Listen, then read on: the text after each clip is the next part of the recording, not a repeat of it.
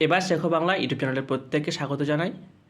আমাদের সামনে আসন্ন বিহার স্টেট পরীক্ষা, সেই দিকে মাথায় রেখে আজকে আমরা ইউনিট 2তে প্রবন্ধ সাহিত্যের ধারায় বঙ্কিমচন্দ্র চট্টোপাধ্যায়ের যে 4টি প্রবন্ধ রয়েছে সেখান থেকে আজকে ফুলের বিবাহ প্রবন্ধটির গুরুত্বপূর্ণ লাইন এবং প্রশ্নোত্তর পর্ব আলোচনা করা হবে। এই প্রবন্ধটি অত্যন্ত গুরুত্বপূর্ণ, কারণ বঙ্কিমচন্দ্রের যে 4টি প্রবন্ধ আছে তার মধ্যে এটি একটি ও অন্যতম। এই প্রবন্ধটিতে বেশ কিছু উপমা এবং বেশ কিছু কল্পনা রয়েছে। প্রাবন্ধিক কোন ফুলকে কি কল্পনা করেছেন সেই বিষয়ে প্রবন্ধটি রচিত হয়েছে। আজকের ক্লাসে ফুলের বিবাহ প্রবন্ধটির সমস্ত প্রশ্নোত্তর পর্ব এবং উল্লেখযোগ্য লাইনগুলি আলোচনা করা হবে, তাই ভিডিওটি স্কিপ না করে শেষ পর্যন্ত দেখবে। আমরা আর দেরি না করে শুরু করি আজকের আলোচনা। আজকের আলোচনার বিষয় বঙ্কিমচন্দ্র চট্টোপাধ্যায়ের ফুলের বিবাহ প্রবন্ধের গুরুত্বপূর্ণ লাইন ও প্রশ্নোত্তর পর্ব। আমরা দেখিনি ফুলের বিবাহ প্রবন্ধটির প্রথম যে লাইন এবং প্রশ্নোত্তরগুলি। প্রথমে রয়েছে, প্রাবন্ধিকের মতে কোন মাস বিবাহের মাস? অর্থাৎ ফুলের বিবাহ প্রবন্ধে প্রাবন্ধিক জানিয়েছেন একটা বিবাহের মাসের কথা, অর্থাৎ যে মাসে বেশিরভাগ বিয়ে হয় সেই মাসটি হলো বৈশাখ মাস। 2 নম্বর প্রশ্ন, নসিরামবাবুর ফুলবাগানে কখন বিয়ে দেখেছেন প্রাবন্ধিক? উত্তর হবে পয়লা বৈশাখ, অর্থাৎ বৈশাখ মাসের প্রথম দিনেই নসিরামবাবুর ফুলবাগানে প্রাবন্ধিক বিয়ে দেখেছিলেন। তিনি কোন ফুলের বিবাহ দেখেছিলেন?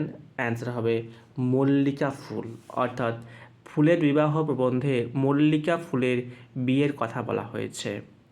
এরপর 4 নাম্বার, উদ্যানের রাজা কাকে বলা হয়েছে? প্রবন্ধে উদ্যানের রাজা বলা হয়েছে স্থলপদ্মকে। এরপর 5 নাম্বার, নির্দোষ পাত্র বটে কে? অ্যান্সার হলো স্থলপদ্ম। তারপরে 6 নাম্বার তথ্য, বিবাহে অসম্মতি ছিল না কার? অ্যান্সার হবে জবার, অর্থাৎ জবা ফুলের। তারপরের প্রশ্ন, বিবাহের যে পাত্র রাগী ছিল, অর্থাৎ বিয়ের জন্য প্রথমে যে পাত্রটি দেখা হয়েছিল সেই পাত্রটি হলো জবা ফুল এবং সে অত্যন্ত রাগী হওয়ার জন্য তাকে ত্যাগ করা হয়েছিল, তাই বিবাহের যে পাত্র রাগী ছিল সে হলো জবা ফুল। তারপরের প্রশ্ন, বিবাহের জন্য যে পাত্রের দেমাগ বেশি ছিল, অর্থাৎ বিয়ে করার জন্য একটু দেমাগ বেশি ছিল গন্ধরাজ ফুলের। খুবই গুরুত্বপূর্ণ লাইনটি গন্ধরাজ ফুলের। এরপর বিবাহের ঘটক ছিল কে? অর্থাৎ এই যে ফুলের বিবাহ হবে, মল্লিকা ফুলের বিয়ে হবে, তার জন্য বর দেখা বা পাত্র দেখার কাজটা করেছিল ভ্রমররাজ, অর্থাৎ ভ্রমর বিয়ের ঘটকের কাজ করেছে। এরপরের তথ্য, ভ্রমর কার বৈঠকখানায় গিয়ে রাজপুত্রের সঙ্গে ইয়ার্কি করেছিলেন? উত্তর হবে স্থলপদ্মের। পরের প্রশ্ন, সন্ধ্যার স্নিগ্ধ স্বভাবে মুগ্ধ হইয়া মুখ খুলিল কে? উত্তর হবে মল্লিকা ফুল, অর্থাৎ যে বিয়ের পাত্রী বা বিয়ের কন্যা। এরপরের প্রশ্ন, কন্যার পরিমলে মুগ্ধ হয়েছিলেন কে? অ্যান্সার ঘটক ভ্রমর, সে মুগ্ধ হয়েছিল কন্যা মল্লিকা ফুলের পরিমলে।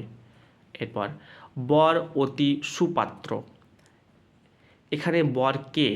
বর হলো গোলাপলাল গঙ্গোপাধ্যায়।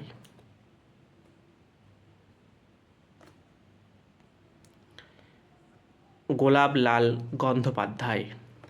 এরপর 14 নম্বর প্রশ্ন, গোলাপের মহিমা কীর্তন করেছিলেন কে? গোলাপের মহিমা কীর্তন করেছিলেন কে? অ্যান্সার হবে ভ্রমর, যিনি বিবাহের ঘটক ছিলেন।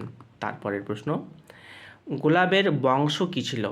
বংশ ছিল তার কুলীন বংশ, অর্থাৎ সেই কুলীন বংশের পাত্র। তারপরের তথ্য, গোলাপ আহ্লাদিত হয়ে কি জানতে চেয়েছিল? অ্যান্সার জানতে চেয়েছিল কন্যার বয়স, অর্থাৎ গোলাপ কন্যার বয়স কত সেটি জানতে চেয়েছিল আহ্লাদিত হয়ে, অর্থাৎ আনন্দিত হয়ে। আমরা এই পর্যন্ত মোট 16টি প্রশ্ন উত্তর জানলাম। এরপরের প্রশ্নগুলো দেখিনি। এরপরের কন্যার বয়স কত এই প্রশ্নের উত্তরে ভ্রমর কি বলেছিল? বলেছিল আজি কালি ফুটিবে, অর্থাৎ ফোটার মতো বয়স হয়েছে। এরপরের বিয়ের লগ্ন ছিল গোধূলি লগ্নে, অর্থাৎ তাদের বিয়ের লগ্ন ছিল গোধূলি লগ্নের বিয়ে। গোলাপ এবং মল্লিকা ফুলের বিয়ের লগ্ন গোধূলি লগ্ন। এরপর বিবাহ যাত্রায় নহব্বত বাজাচ্ছিল কে? উচ্চিংড়া। উচ্চিংড়া বিয়ের সময় নহব্বত বাজাচ্ছিল। এরপর সানাইয়ের জন্য বায়না নিয়েছিল মৌমাছি। মৌমাছি সানাই বাজার জন্য বায়না নিয়েছিলেন। এরপর স্বয়ং রাজকুমার কাকে বলা হয়েছে? অ্যান্সার স্থলপদ্মকে স্বয়ং রাজকুমার বলা হয়েছে। তারপরের তথ্য, কে তার সমস্ত গোষ্ঠীকে নিয়ে এসেছিল অর্থাৎ বিয়েতে? জবা ফুল তার সমস্ত গোষ্ঠীকে নিয়েই কিন্তু বিয়েতে এসেছিল। এরপর সেকালে রাজাদের মতো কে, অর্থাৎ সেকালে রাজাদের মতো কে এসেছিল? অ্যান্সার হবে করবী ফুলের দল। করবী ফুলের দল সেকালে রাজাদের মতোই সেজেগুজে এসেছিলেন।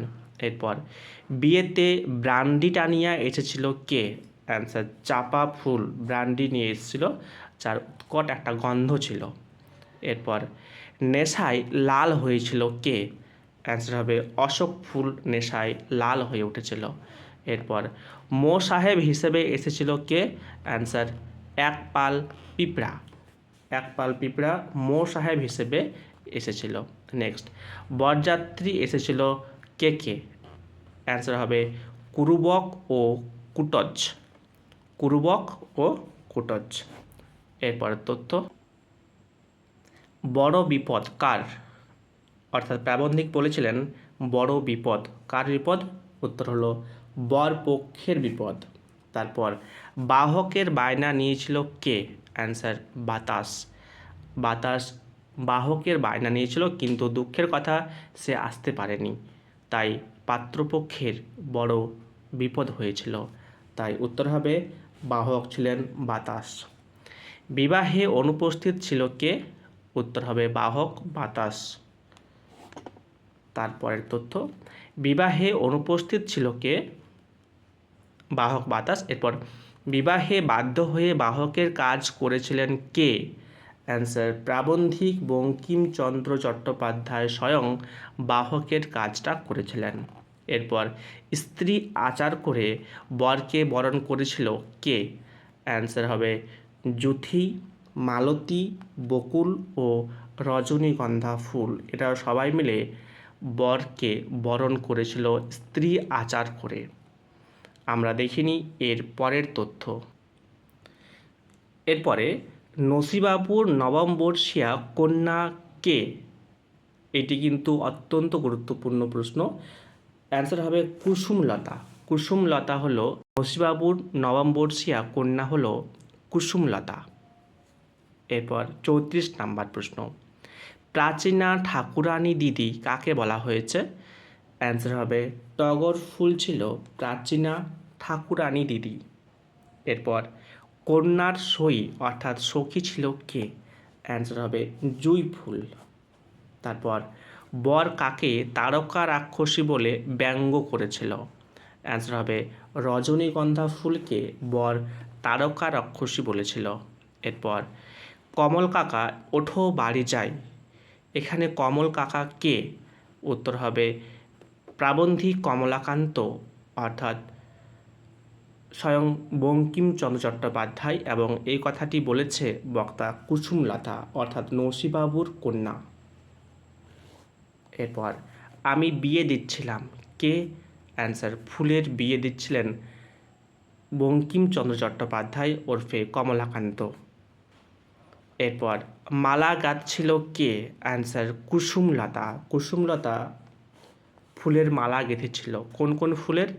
সেই 2 ফুলের যে ফুল দিয়ে মালা গেঁথেছিল সেই ফুলের মধ্যেই বরকন্যাকে খুঁজে পেয়েছিলেন কমলাকান্ত অর্থাৎ বঙ্কিমচন্দ্র চট্টোপাধ্যায়। এরপর দেখে নিই পরের তথ্য। সেই মালাই আমার বরকন্যা রহিয়াছে।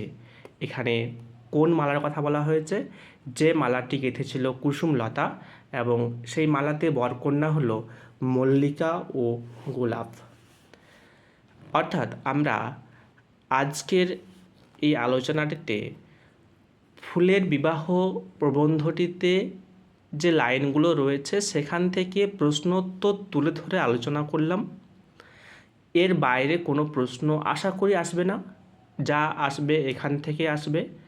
তবে মূল প্রবন্ধটি ভালো করে 2-4 বার পড়ে নেওয়া উচিত। প্রশ্নোত্তরগুলি অবশ্যই খাতায় লিখে রাখবে, কারণ পরীক্ষার সময় এগুলো অনেক উপকারে আসবে। আজকের এই আলোচনাটি যদি ভালো লেগে থাকে অবশ্যই একটা লাইক করে দিও, আর যারা চ্যানেলে নতুন তারা অবশ্যই চ্যানেলটি সাবস্ক্রাইব করে রেখো। প্রত্যেকে ভালো থেকো, সুস্থ থেকো, পাশে থেকো।